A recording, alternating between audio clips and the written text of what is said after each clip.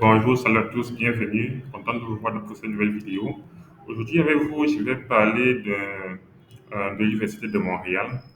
Euh, Nous sommes toujours au Canada et cette fois-ci, je vais vous présenter comment faire une demande d'admission à l'Université de Montréal. Pour ceux qui veulent faire une demande d'admission à cette université, qui sont intéressés par l'Université de Montréal. Alors, sans plus tarder, on commence directement. Tout d'abord, vous allez taper dans votre navigateur préféré. Vous allez sur Google, il faut taper Université de Montréal. Et là, ce qui s'affiche, vous avez la rubrique demande d'admission. Vous cliquez dessus. Une fois que vous avez cliqué dessus, vous allez tomber sur une page comme celle-ci. Vous venez juste en bas ici, vous cliquez accéder au formulaire. Une fois que vous cliquez sur accéder au formulaire, vous tombez ici. En fait, ici, c'est le portail, en fait, tu peux dire la plateforme de demande d'admission de l'Université de Montréal. C'est ici que toutes les demandes d'admission se font. En fait, il y en a deux, mais tout commence d'abord ici. Et comme c'est ça, vous comprenez ici, vous allez d'abord venir ici pour créer votre compte. L'accès de compte n'est pas difficile. On vous demandera juste votre nom, prénom. On vous demandera un code utilisateur qui est un simple nom, hein. Vous pouvez mettre un de vos noms comme code utilisateur si vous le voulez. Vous pouvez mettre, bon, en fait, vous pouvez en créer un. Le code utilisateur, c'est comme un pseudo. Et on vous demandera un mot de passe. Votre mot de passe devrait être un mot de passe très fort. Une fois que c'est fait, vous allez tomber sur une plateforme comme celui-ci. Ok, là maintenant, là je me suis connecté et je suis sur la plateforme. En fait, je me suis connecté sur la plateforme de demande d'admission. On vous renvoie aussi, je pense, votre pseudo. En fait, ce ils appellent ça code utilisateur. On vous le renvoie aussi par mail. Peut-être aussi avec votre mot de passe. Mais si le mot de passe n'est pas aussi renvoyé, c'est pas grave, vous pouvez toujours en fait, si le mot de passe n'est pas renvoyé, que vous avez oublié le mot de passe, vous pouvez toujours en fait en créer un nouveau. Donc, une fois que c'est là, je vais faire maintenant ma demande d'admission. Avant de continuer, j'espère que si vous êtes en train de regarder cette vidéo, cela signifie que vous connaissez déjà le programme pour lequel vous voulez faire votre demande d'admission. Si ce n'est pas le cas, je vous conseille de partir d'abord faire une recherche au niveau de l'Université de Montréal, c'est-à-dire dans la plateforme. Vous partez d'abord faire les recherches pour connaître déjà pour quel programme vous voulez être admis. Il y a une panoplie de programmes à l'Université de Montréal, vraiment, que ce soit du premier cycle comme du second ou du troisième cycle. Il y en a beaucoup. Donc, faites vos recherches et avant de continuer ici. Bon, maintenant, là, je considère que vous connaissez déjà le programme pour lequel vous allez être admis. Supposons qu'il s'agit d'un programme de premier cycle. Supposons que c'est un programme de premier cycle, vous voulez être admis pour le premier cycle pour, je ne sais pas, l'hiver 2023. Supposons. Et là, bon, enfin, je vous demande comme étudiant libre, non. Vous pouvez cliquer sur ce lien pour savoir ce que c'est qu'un étudiant libre. Avez-vous déjà fait une demande d'admission à l'Université de Montréal pour ce trimestre?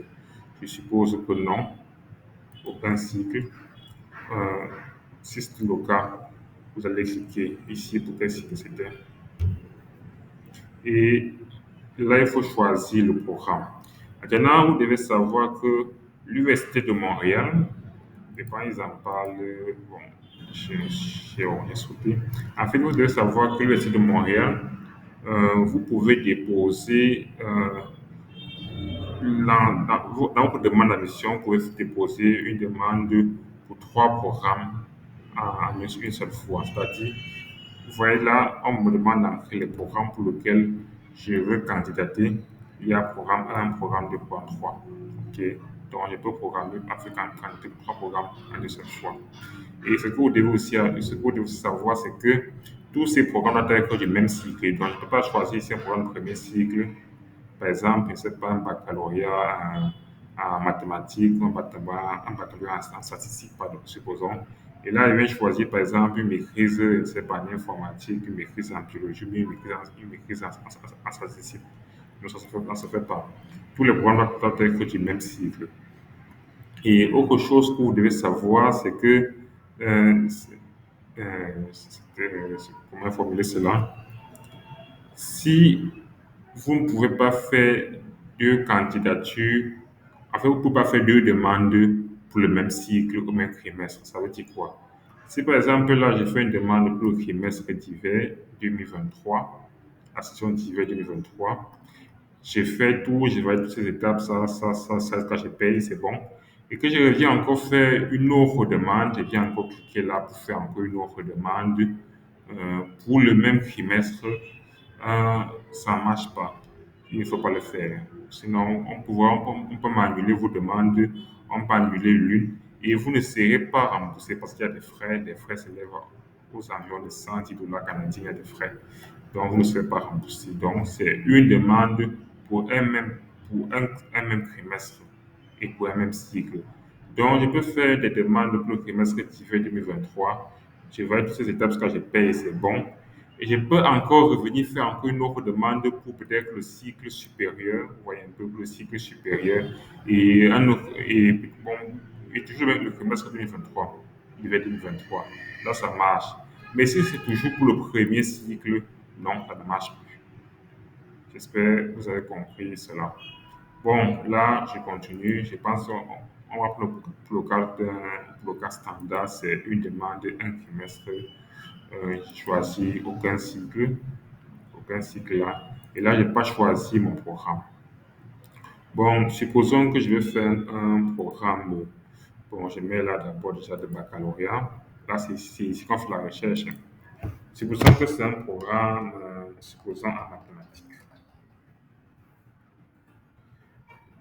C'est un programme mathématique, je lance la recherche et on m'affiche tous les baccalauréats mathématiques, mathématiques informatiques, mathématiques, machin truc. Et ce qui m'intéresse particulièrement, je dirais, c'est peut-être ça, mathématiques et économie, je sélectionne. D'accord. Et vous voyez, ça s'affiche effectivement là. Plus important, il y a le cours, il y a le cours, il y a le cours. Pourquoi je parle du cours? Parce que vous, si vous êtes ici, je rappelle, ça veut dire que vous connaissez déjà le programme pour lequel vous voulez être admis. Bon, j'ai du mal à sélectionner le programme. J'ai un peu du mal. Euh, bon, revenons au niveau des choix. Je vais prendre OK. Je vais mettre encore mathématiques ici. Parce que je pense que d'ici là, ça veut dire que vous connaissez déjà le programme pour lequel vous voulez être admis. Et, et en choisissant, en faisant la recherche, si vous sélectionnez un programme ici, vous devez vous rassurer que vous avez choisi le bon programme. C'est pour cela qu'il y a les codes.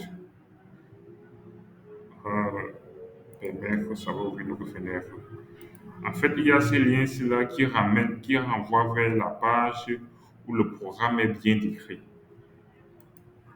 Je m'explique. Voici, par exemple, j'ai cliqué sur ce lien. J'ai cliqué sur permettre pour ouvrir un nouvel onglet. Et là, vous voyez, c'est ce qu'on a écrit baccalauréat, mathématiques, économie. Je peux t'expliquer. Donc, ça vous permet de vous rassurer que c'est réellement ce programme pour lequel vous êtes admis. Parce qu'il peut arriver qu'un programme, enfin, les noms se ressemblent. Et vous choisissez un programme que vous ne vouliez pas. C'est pour cela que j'insiste sur ça, en fait. De cliquer au niveau des codes ici. Ouais, c'est le même code qui est encore là. Le code 11 93 10, c'est le même code qui est encore ici. Là, ça permet de se rassurer que, OK, on a choisi effectivement le bon programme. 11 93 10, vous voyez là, c'est ça qui est ici. Donc, maintenant, prenons notre deuxième choix. Et autre chose que j'ai oublié d'ajouter, bon, au niveau des choix, comme j'ai dit, vous avez trois choix. Mais attention, par rapport à d'autres universités où vous pouvez choisir un choix de, un peu comme vous voulez.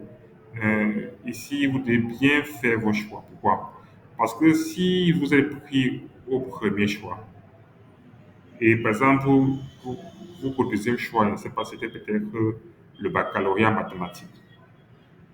Si c'était le baccalauréat en mathématiques que vous vouliez faire et non le baccalauréat en mathématiques et économie, mais que vous avez mis le baccalauréat en mathématiques comme deuxième choix, et si vous avez pris au premier choix, tous les deuxièmes choix et troisième choix seront annulés. Vous ne pourrez plus revenir dessus. Donc, faites très attention. Ne mettez pas le programme de vos rêves comme deuxième ou troisième choix. Mettez-le au début. Là, ça fait que, en fait, si vous êtes pris, en fait, là, automatiquement, ceux-ci seront annulés. Vous pouvez pas revenir dessus. Cependant, si vous êtes pris au deuxième choix, on continuera toujours à étudier le premier choix. OK? Jusqu'à- À moins que durant l'étude, vous veniez annuler. C'est-à-dire, durant l'examen de dessus, vous deveniez annuler. Mais sinon, on continuera toujours à étudier le premier choix. Donc, juste pour dire, choisissez, classez bien vos choix. Un conseil qu'on donne chez la main, c'est que le premier choix doit être le choix de votre rêve, celui que vous voulez toujours faire. Dans le cas ici, là, supposons que c'est le mathématiques et économie.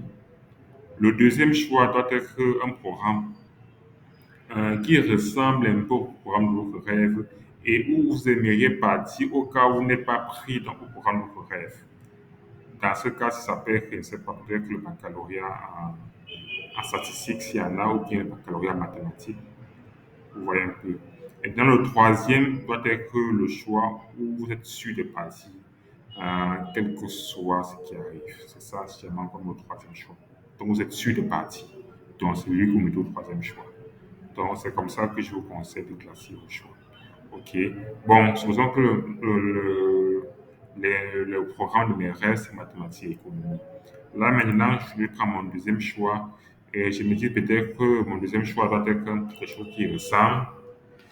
Nous voyons voir s'il y a statistique. Il y a statistique. Supposons que c'est ça un peu. Je voulais faire mathématiques économie, ou si ce n'est pas là, je vais prendre quelque chose qui a un rapport avec statistique. Et quelle statistique? Démographie statistique. Bon, ça y ressemble un peu. Si je voulais faire un peu dans la démographie, ça y ressemble. Je le choisis alors comme deuxième choix. Comme deuxième choix. OK. Maintenant, un troisième choix. Je me dis que non, je suis très bon en mathématiques. J'aurais aimé peut-être faire maths et économie. On m'a pas pris. J'ai voulu faire statistique et démographie qui ressemble pas à ce que je voulais faire. Mais je me suis aussi pris là-bas. Bon, je dis alors que comme je suis très bon en mathématiques, je n'ai pas donc faire mes maths et décide de prendre un programme en mathématiques. Toujours un baccalauréat. J'ai fait la recherche et là, j'ai mathématiques ici. Ok, et je choisis. Bon, voilà, tout est bon, tout est pris. Tous mes trois choix sont faits. J'ai pas la page suivante.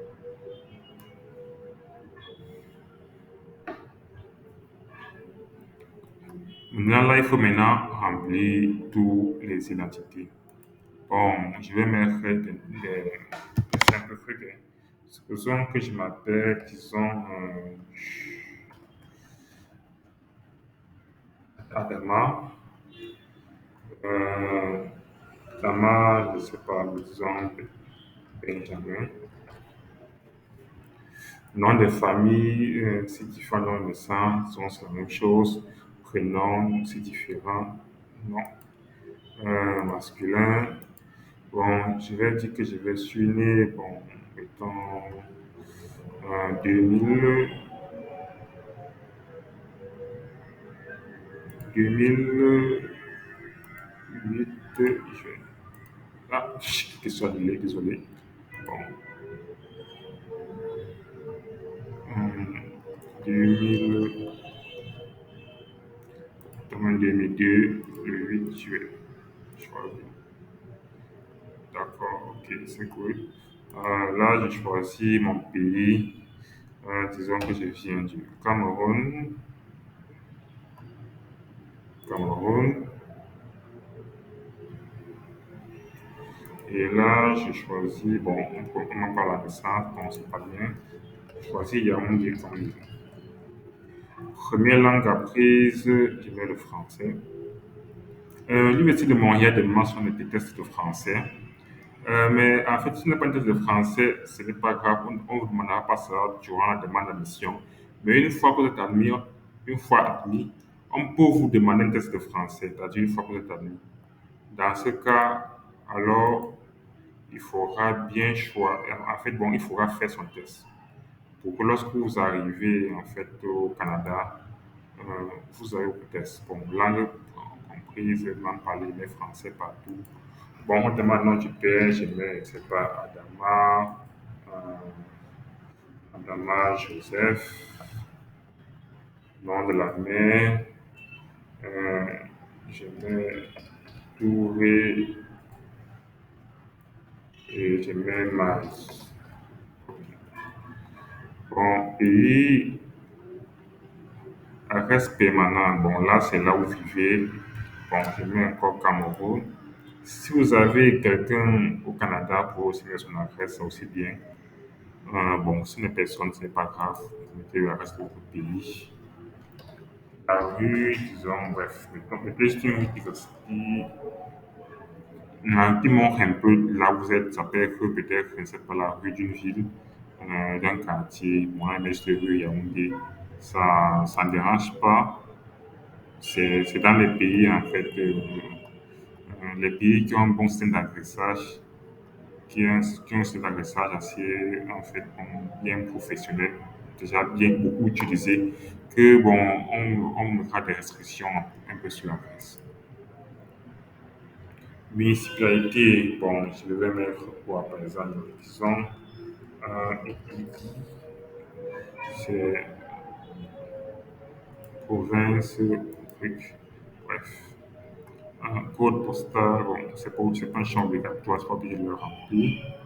Un courrier, là, je mets le courrier de la chaîne, opétranger, arobase, gmail.com et je le remets ici. Opétranger, arobase, gmail.com. Bon, c'est bon. Votre adresse de correspondance est la même pour adresse permanente. Je mets oui, c'est la même chose. Et là, on me demande, bon, tout est rempli automatiquement. Les numéros, bon, les numéros Cameroun, disons 6, 98, 78, 45, 1. Ah, ça remplit pas automatiquement, c'est sur le numéro de poste. Bon, vous mettez sur votre numéro de téléphone, hein. Là, c'est le numéro fictif que je mets. N'appelez pas ce numéro, n'arrivez pas un inconnu, c'est le numéro fictif que je mets. Et là, si vous avez plusieurs numéros, vous pouvez aussi mettre d'autres numéros. C'est important parce que des fois, l'université appelle, je vous rassure, ils appellent réellement. Vous pouvez vous rendre à un moment donné, vous avez reçu un appel pour le Canada. Il peut vous appeler, par exemple, en fait, pour vous demander où vous en êtes dans votre démarche d'immigration, quand vous êtes, ou quand vous êtes admis. Il peut vous appeler pour vous proposer, pour vous dire qu'il y a peut-être des bourses en cours, vous pouvez candidater. En fait, ils appellent réellement. Ok, donc ils appellent seulement. Mais en général, ils appellent pour poser des questions ou savoir vous en êtes dans votre démarche d'immigration, pour vous parler des sessions d'information. S'il y a des sessions d'information, pour s'appeler pour ça. Et ils appellent réellement. Bon, statut au Canada, je mets candidat étranger.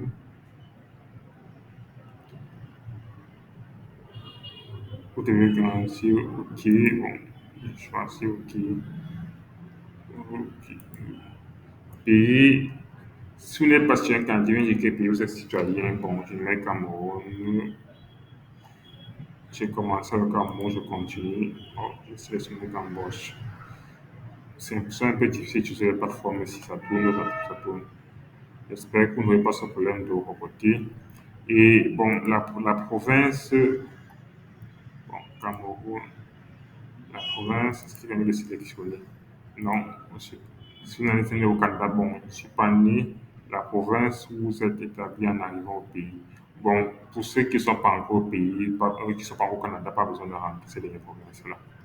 Parce que vous pouvez venir, par exemple, d'une autre province, par exemple, je ne sais pas, de l'Ontario et après vous rendre à Montréal, au Québec, à Montréal. Bref, on continue, tout est bon rempli. Bon, je puis sur page suivante, si j'ai pas rempli, ils vont m'indiquer des champs non remplis. Là, ça valide. Bon, tout est bien rempli.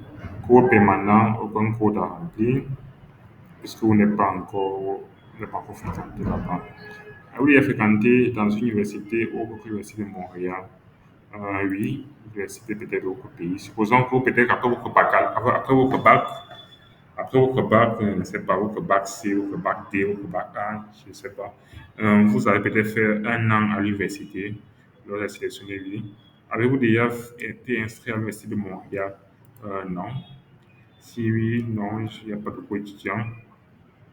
Là, maintenant, je vais mettre tout ce que j'ai fait et je vais commencer par ce qui est plus récent.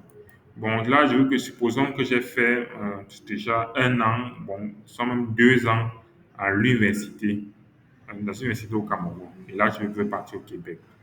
J'ai choisi ici, là, j'ai peut-être commencé en 2020. J'ai commencé en septembre, c'était 09. Et j'ai fini bon, en 2022. J'ai fini en 2022, euh, ça fait, le mois de juin. J'ai fini au mois de juin.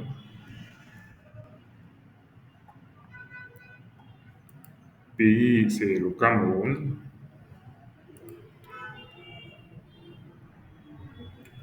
Bon, là, au moment de choisir la première lettre de la ville, c'était l'université Yaoundé, donc je choisis Y. Et la ville, c'est Yaoundé. Et je choisis établissement. Là, il y a l'université Yaoundé. Là, à Yaoundé, il y a deux universités, deux grandes universités publiques. Il y a l'université Yaoundé 1, l'université Yaoundé 2. Et là, on a juste mis de Yaoundé. N'allez pas choisir, comment dire, de mettre Yaoundé 1. Je pense Yaoundé, ça regroupe les deux, en fait, ça regroupe les deux. Parce que si vous choisissez autre chose, ça peut retarder, vraiment retarder en fait, l'examen de votre dossier, pardon.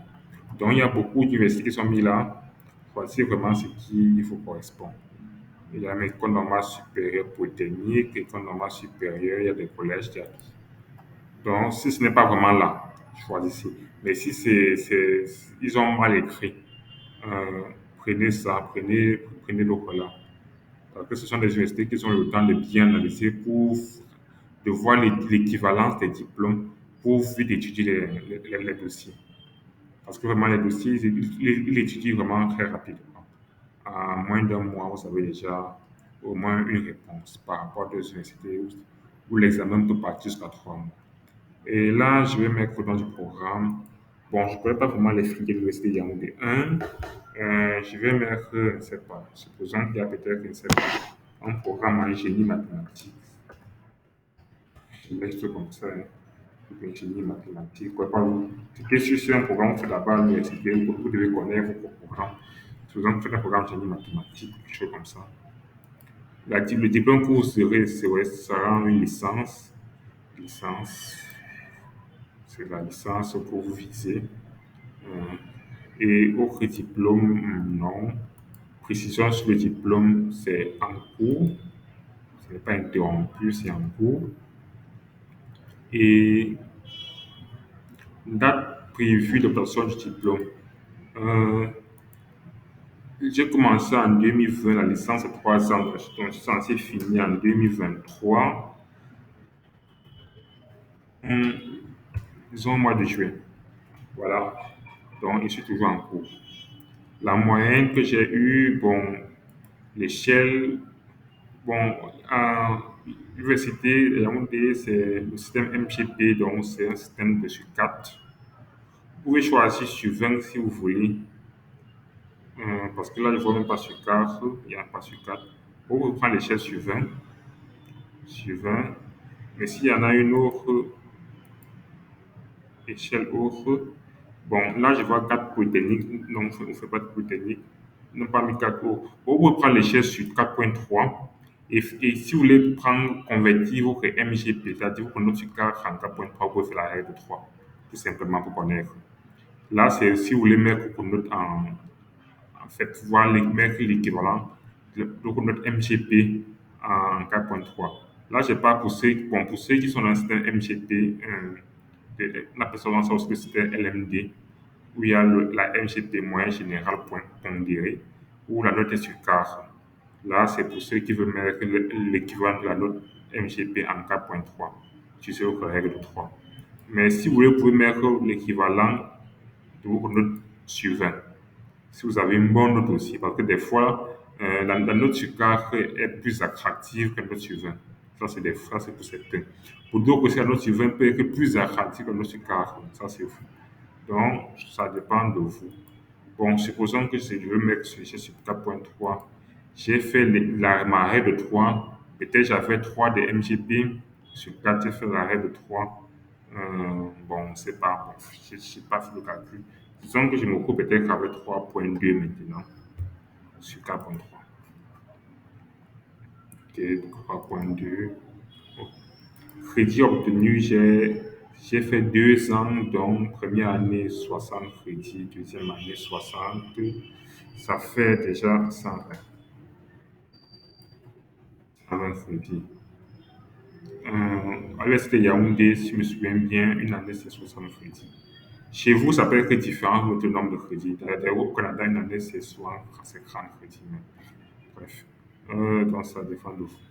Maintenant, acheter des études. Bon, je vais ajouter des études. Je vais ajouter. Là, je vais ajouter mon bac. Supposons que j'ai mon bac. Le bac, je l'ai commencé. Le lycée, c'est 7 ans. Si je n'ai pas redoublé, j'ai fait mes 7 ans sans interruption. J'ai donc commencé, si mon bac en 2020, ça veut dire que j'ai commencé en 2003. J'ai commencé en janvier, en septembre, j'ai fini en 2020,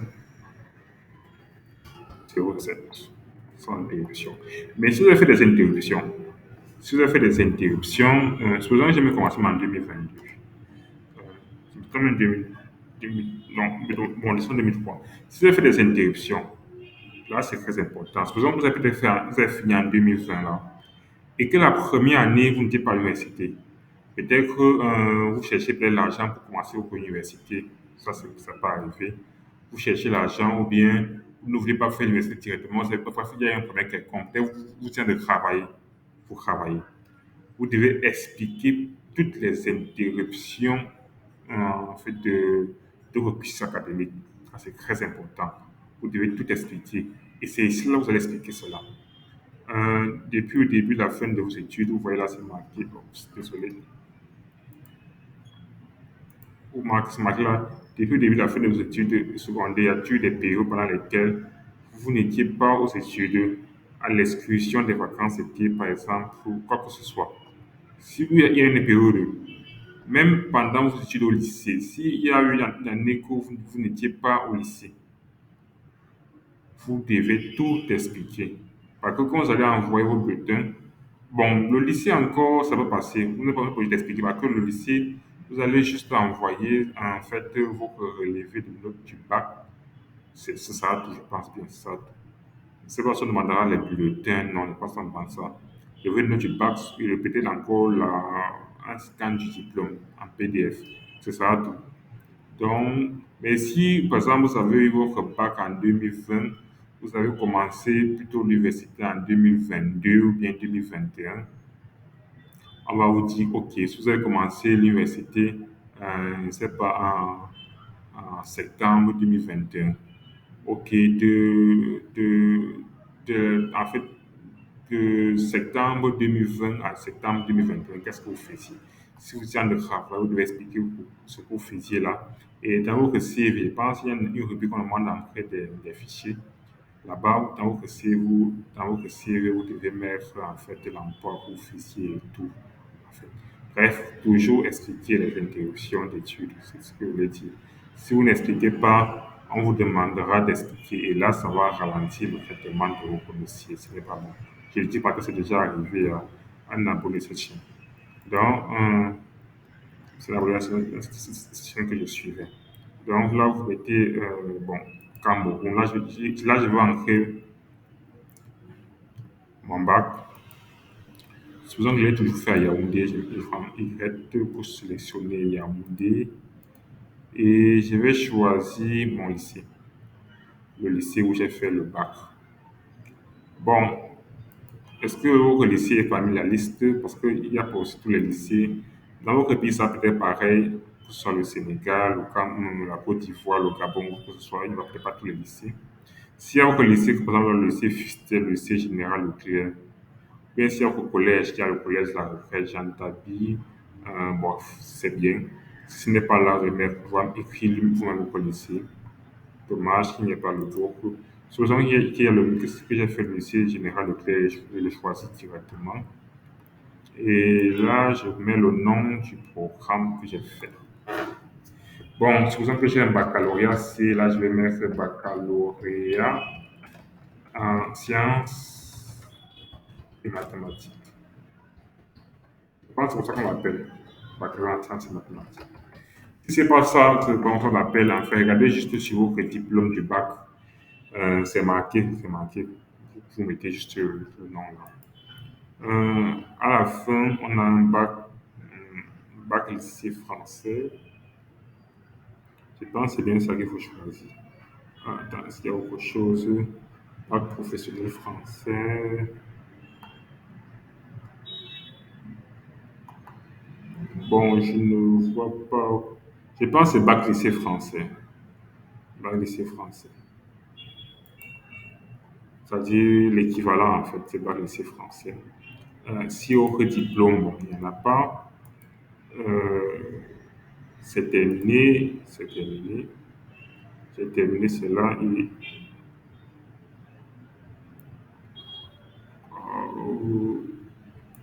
et l'année où je l'ai fait, bon, l'année où je l'ai eu, c'était en 2020, 09, donc 07. L'année où souvent, bon, le dernier trimestre est fini dans le système français. Donc, j'ai pas eu d'interruption, je n'ai rien mentionné ça, mais si j'avais une interruption, je devais le mentionner là. Si c'est un emploi et vous écrivez juste 1000 caractères, vous dites que vous avez juste écrit de septembre à tel, je travaille dans telle entreprise. Si l'entreprise a un site web, vous pouvez mettre le nom, vous pouvez mettre le lien du site. Si n'a pas, c'est pas grave. Au poste de mes tâches étaient, bon, en fait, vous pouvez surtout tous arrêter les, au poste de tel, c'est pour mettre là. S'il y a encore des caractères pour mettre, par exemple, vos tâches, vous dites, vous faisiez peut-être que mes tâches étaient surtout de faire ça, ça. Bref, mais s'il n'y a pas, c'est pas grave. Mettez juste l'essentiel, c'est tout. Et vous prenez les pages suivantes. Euh, Là, c'est bon. Je pense avoir tout mis. Bon, il paraît qu'il y a quelque chose que je n'ai pas rempli. Corriger les erreurs.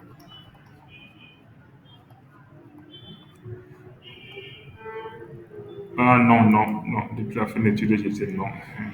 J'avais pris oui, c'est non. Je n'étais pas.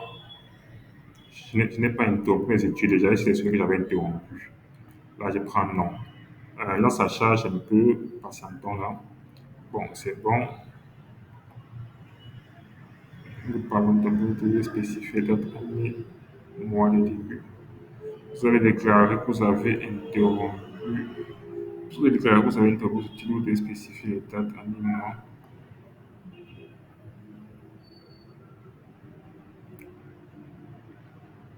Non. Je vois, c'est non. C'est que l'erreur qui m'avait mis.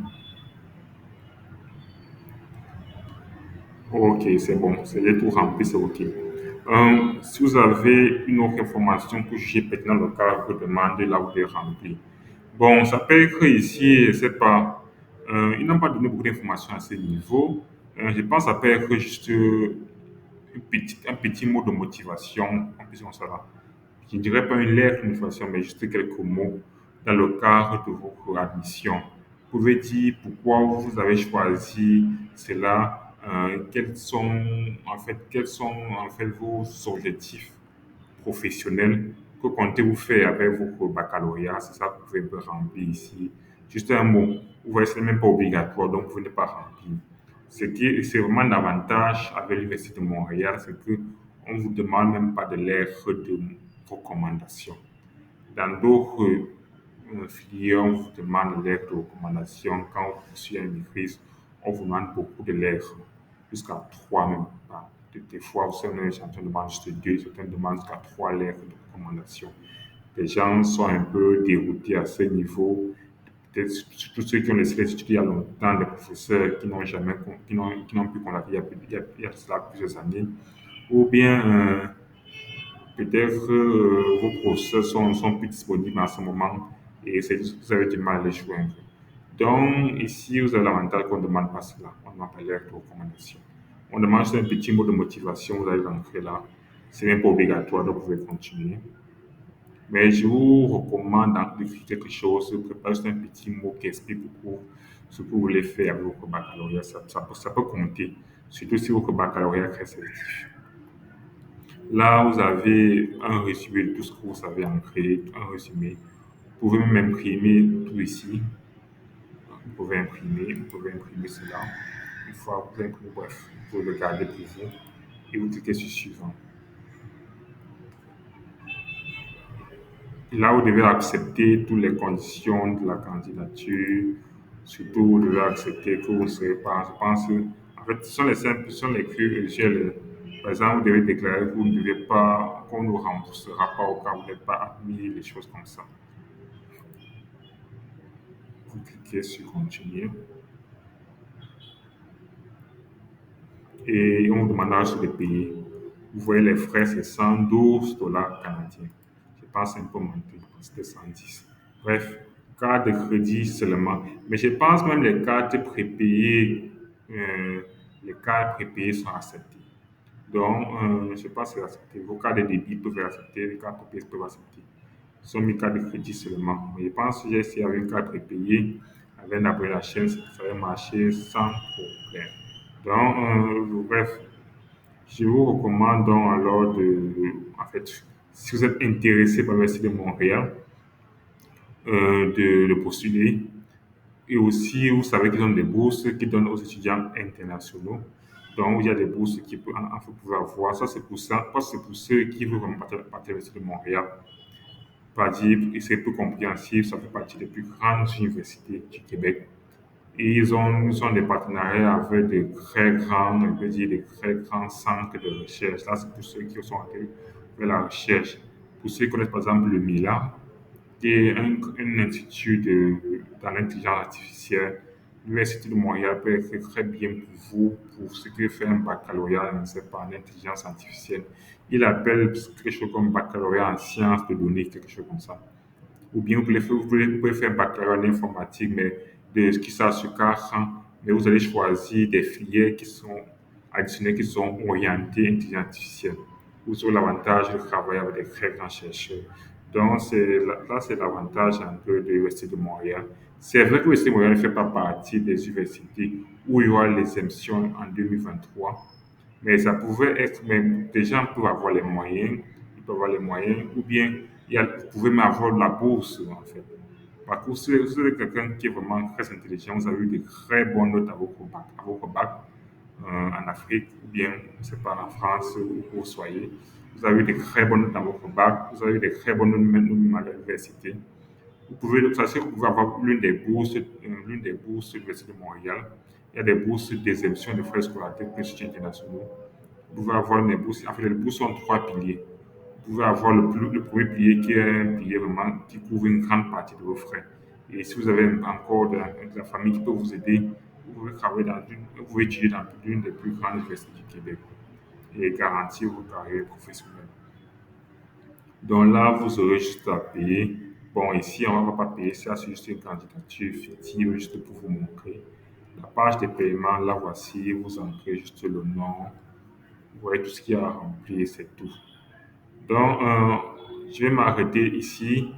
Si vous avez aimé, n'hésitez pas à mettre un like. Ça m'encourage à produire ce de contenu et à faire encore plus de vidéos en fait, de ce style pour vous aider dans vos demandes d'admission euh, au Québec et pour vous présenter d'autres opportunités, en fait, pas seulement au Canada ou au Québec, mais dans d'autres provinces du Canada et même dans d'autres pays, que ce soit aux États-Unis, en France, on en parlera bien Bientôt, on commencera à parler de d'autres pays en Europe et des États-Unis. Donc, c'était tout pour cette vidéo. Je répète, en fait, si vous avez aimé, n'hésitez pas à mettre un like. Si vous n'êtes pas abonné, n'hésitez pas à vous, aussi à vous abonner afin d'être notifié toujours quand je vais, en fait, afin d'être toujours, en fait, d'avoir ce genre de vidéos. Vous pouvez cliquer sur la cloche de notification qui est juste en bas pour être notifié lorsqu'il publie une nouvelle vidéo. Et à bientôt pour une nouvelle vidéo. Bye bye.